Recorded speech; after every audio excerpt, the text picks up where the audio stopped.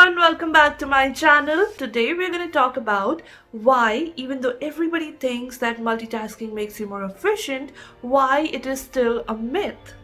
The cost that you have to pay for multitasking. We'll look at a couple of research that will show us that why multitasking is bad for our productivity, and in one case it actually proved to be injurious to one's life. Want to know the whole story of how this man almost lost his life because of multitasking? Well, then stay tuned. And lastly, we'll talk about what we can do instead of multitasking to keep our productivity levels high. Before we begin, let us take a look at how this word actually came into existence.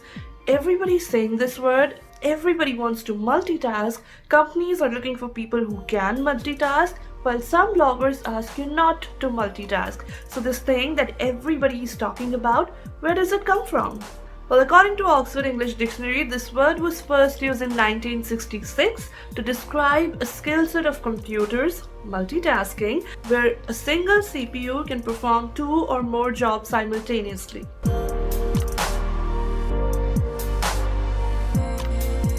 Yes, this term was coined for computers, and I'm going to get a little bit technical here to make a point, so bear with me. You might have heard about the terms dual core and quad core processors in your mobile phones and in computers.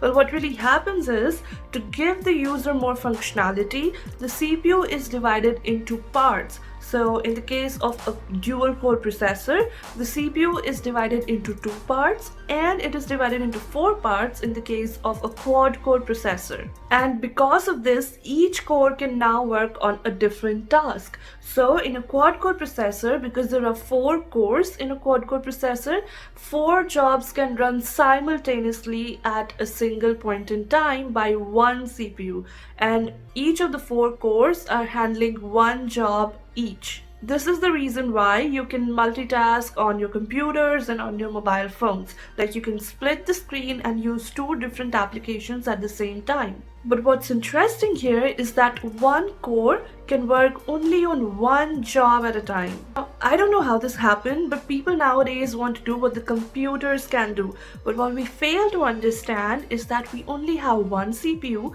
our brain, with just one core, which means that at one particular time, we can work on only one job. I know that some of you might think that we can listen to an audiobook or maybe to some music while cooking, or that we can answer an email while being on the phone, but what I want you to understand is that you cannot focus on both the things at the same time. Take the talking on the phone while drafting an email situation, for example.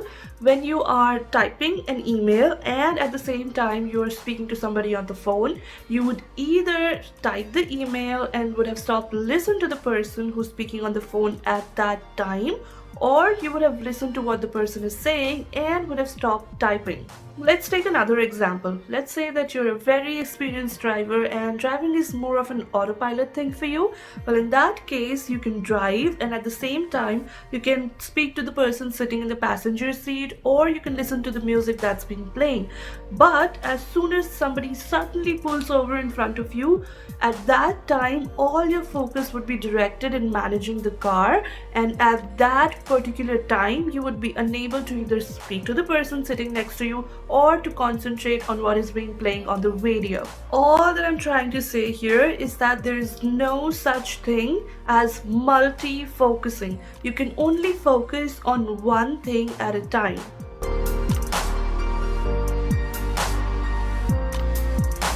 When you're multitasking, you're literally switching back and forth between tasks. So you work on thing A, then you move to thing B, then you move to thing C, and so on. And this switching back and forth between tasks, it happens so quickly that you have to pay what is called the cognitive switching penalty, or the switching cost.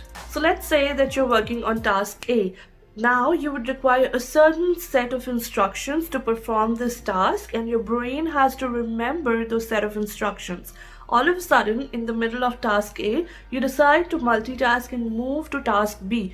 Now, your brain has to recall everything and all the instructions about task B and keep aside the instructions for task A. Now, you're performing task B and then you again move back to task A. The brain has to do the same thing again. It has to set aside the instructions for task B and now it has to recall everything about task A. This keeps happening every time you're switching between tasks, every time you're moving from one task to another. And what do you think it is going to result into?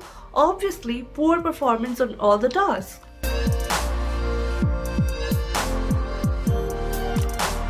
The first research that I want to share with you is about the cognitive switching penalty or the switching cost. There was a study that was done in 2003 and it was published in the International Journal of Information Management. In the study, it was found that a typical person checks email once in every 5 minutes and it takes him about 64 seconds to resume to the previous task after checking the email.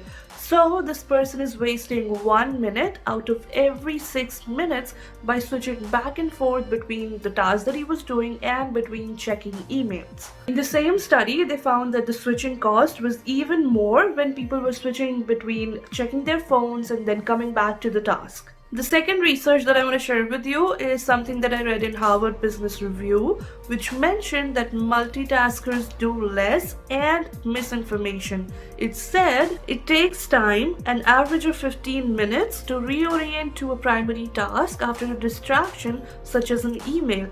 Efficiency can drop by as much as 40%. Remember we spoke about switching between tasks and that you can focus on only one thing at a time? Well, the same was mentioned in Harvard Business Review as well. It's just difficult to say Harvard Business Review quickly. Anyway, it said that our brains choose which information it wants to process. For example, if you listen to speech, your visual cortex becomes less active. For example, if you're speaking to somebody on the phone, you would be unable to read a book at the same time. The third one is actually the case report that I mentioned in the beginning of the video. So, the Chief Information Officer at Harvard Medical School, Dr. John Halakama, I believe, he described this incident. There's this 56-year-old man who was admitted to the hospital because of dementia to have a feeding tube placed in his stomach. One of the doctors increased the dose of the blood thinner that the man was taking, and the next day he told one of the junior doctors to temporarily stop the blood thinner. Now, this junior doctor, she was making changes to the medicine on a computerized system, and while she was doing that, she was also using her phone. And somewhere in between, while she was making the changes to the medicine, she receives a text from her friend about a party. And guess what? She decides to multitask and she started responding to the text.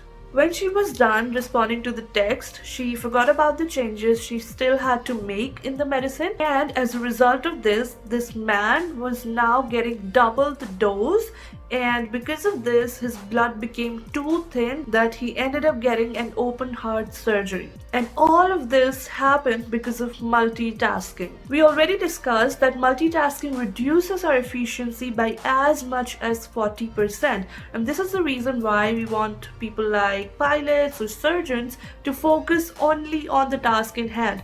And just think about it. Would you want the pilot to watch cat videos while he's flying the plane you're on? No, right? The next study that I want to share with you is by Stanford University, which says that regular multitasking makes it difficult for people to focus on a single task. And this is the reason why in my previous video, I talked about practicing focusing on a single task. We all do it mindlessly. We multitask all the time. Like we would scroll through social media while watching TV, or we will watch a movie while eating. So all these are really good places to start practicing focusing on a single task. The study also mentioned that multitasking allows goal-irrelevant information to compete with goal-relevant information. So all these studies conclude that multitasking makes you less likely to retain information, less effective when multitasking, less effective when not multitasking, and less effective when prioritizing to achieve goals.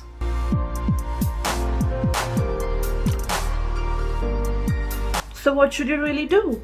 Well, I believe you already know the answer, but let's talk about the efficient ways in which you can single task. I'm going to share 3 ways using which you can single task and improve your efficiency, and you need to choose depending upon what suits you best. The first way is set shifting. There's a book called Organize Your Mind, Organize Your Life from Harvard Health Publishing. And the authors of the book, Dr. Paul Hammerness and Margaret Moore, I hope I'm pronouncing their names right, they both suggest set shifting. So in set shifting, you focus on one task, and after completely completing this task, you move on to the next one.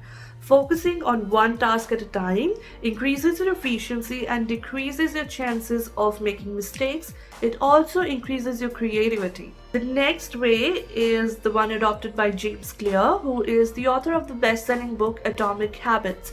He assigns one priority to each work day. He would also complete other tasks on that day, but he makes sure to complete the priority task on each day that he's assigned those priority tasks. So he gives an example of how his week looks like on his blog. The third way is something that I like to do.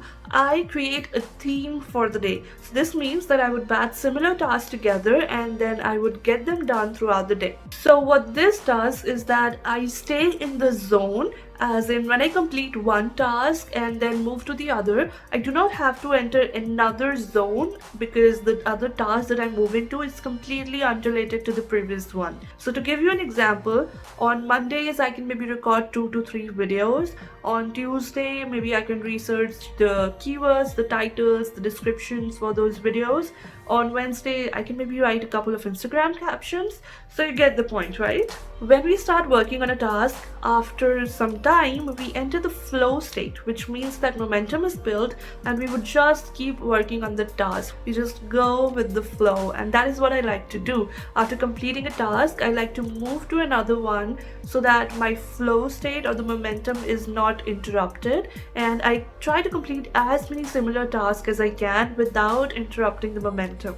Now, what I want you to do is go down below and leave in the comment section below if you are a multitasker and which of the 3 ways that I just shared are you going to adapt to increase your efficiency. I would also appreciate it if you could leave any video suggestions or requests that you might have. If you like this video, make sure to subscribe to my channel by clicking this button, because in my next video, we are going to find out if we should share our goals to others. If you like this video, I'm pretty sure you're gonna like these 2 as well. I will see you guys soon in the next video. Till then, keep loving, keep dreaming. This is Ruchika Srivastava signing off.